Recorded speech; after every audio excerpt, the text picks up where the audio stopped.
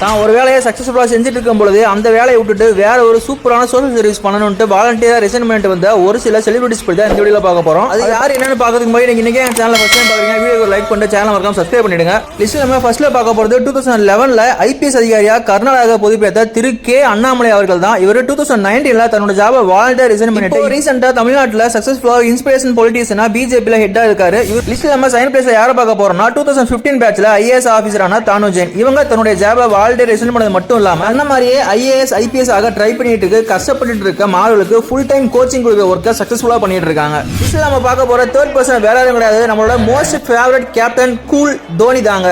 இவரு 7 வருஷமா ரயில்வேல டிக்கெட் கலெக்டரா ஒர்க் பண்ணிட்டு இருந்தாரு. அதெல்லாம் விட்டுட்டு 2004ல கிரிக்கெட்டுக்கு என்ட்ரி கொடுத்தாரு. கஷ்டப்பட்டு படிச்சு ஒரு ஹைலி செக்யூர்டான சென்ட்ரல் கவர்மெண்ட் ஜாப் கிடைச்சதுக்கு அப்புறமாவும் தன்னோட ஜாப் ரிசைன் பண்ணிட்டு வந்தது மட்டும் இல்லாம அதுக்கு அடுத்த ஸ்டார்ட் பண்ண ஃபீல்ட சக்சஸ்ஃபுல்லா நினைச்சிட்டு இருக்க இவங்க எல்லாருமே ட்ரூ இன்ஸ்பிரேஷன் பர்சன் தான் சொல்லணும்.